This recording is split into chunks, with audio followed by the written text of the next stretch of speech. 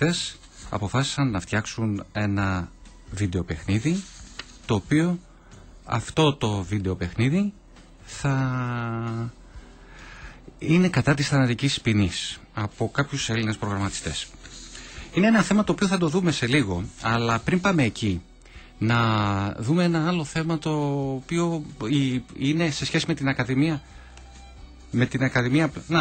Ωραία. Είχαμε ένα θέμα, συγγνώμη, με συγχωρείτε, υπήρχε ένα θέμα έξω σε σχέση με την τηλεφωνική γραμμή, αν θα έχουμε τον άνθρωπο τον οποίο σας είπα, τον κύριο Τριανταφύλου, ο οποίος είναι σχεδιαστής και παραγωγός των παιχνιδιών στρατηγικής, όπως ονομάζονται, και μέλος του Πανελληνίου Συλλόγου Δημιουργών Λογισμικού Ψυχαγωγίας, και είναι ένας από τους Έλληνες που φτιάξανε αυτό το παιχνίδι κατά της θανατικής ποινής.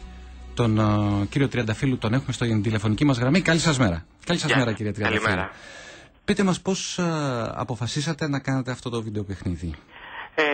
Η Διεθνής Αμνηστία μας το ζήτησε, δηλαδή ήρθε σε επαφή μαζί μας μέσω ενός μέλους του συλλόγου μας, προκειμένου να τους βοηθήσουμε να βρουν έναν τρόπο να πλησιάσουν ένα συγκεκριμένο κοινό που δεν είναι εύκολο να το πλησιάσουν με κάποιον άλλο τρόπο. Δηλαδή να κάνουμε ένα βιντεοπαιχνίδι.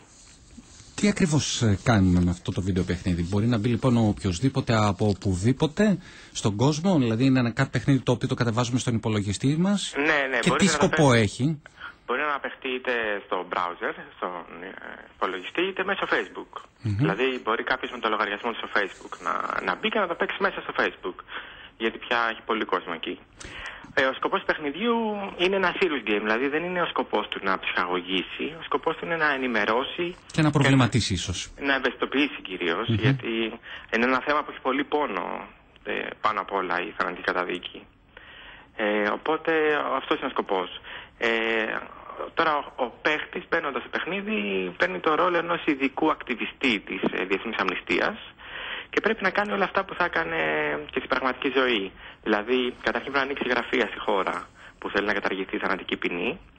Μετά πρέπει να οργανώσει συλλογή υπογραφών, διαφημιστικές εκστρατείες ενάντια θανατική ποινή, διαδηλώσεις, δηλαδή να κάνει όλα αυτά που πρέπει να γίνουν στην πραγματικότητα για να καταργηθεί η θανατική ποινή σε μια χώρα. Το Ιράν που αναφέρατε στο προηγούμενο θέμα σας είναι μια από τις χώρες που πρέπει να καταργηθεί η θανατική ποινή. Ναι. Κάθε χώρα έχει και ένα κρατούμενο, ο οποίος βλέπουμε την ιστορία του, πώς καταδικάστηκε, και πρέπει να καταργηθεί η θανατική ποινή συγκεκριμένη στιγμή για να προλάβουμε να σώσουμε τον κρατούμενο αυτόν. Γιατί κάποια μέρα και ώρα συγκεκριμένη θα εκτελεστεί. Υπάρχει ανταπόκριση του κόσμου? Πάρα πολύ μεγάλη και συνεχώς μεγαλώνει.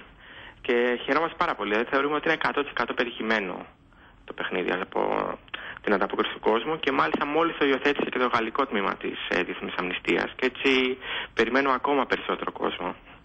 Εμείς τι να πούμε, να ευχηθούμε πραγματικά αυτό το πράγμα που λέγεται θανατική ποινή και αφαίρεση μια ζωής, έστω και αν αφαιρείται αυτή η ζωή από μια οργανωμένη κοινωνία, να μην υπάρχει. Μα αυτό ακριβώς το παράδεκτο, ότι αφαιρείται από μια οργανωμένη κοινωνία. Δηλαδή το ίδιο το κράτος συνεχίζει την κουλτούρα της βίας, που εννοείται ότι καταπολεμάει με αυτό. Σας ευχαριστούμε πάρα πολύ, κύριε Τριανταφύλου. Να είστε καλά και πάντοτε επιτυχίες στους Έλληνες προγραμματιστές. Ευχαριστούμε πολύ. Να είστε καλά. Ευχαριστώ πάρα πολύ.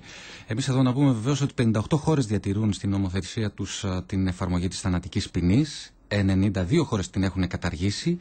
9 τώρα άλλα κράτη την διατηρούν, αλλά μόνο σε εξαιρετικές περιπτώσεις, δηλαδή για εγκλήματα σε περίοδο πολέμου.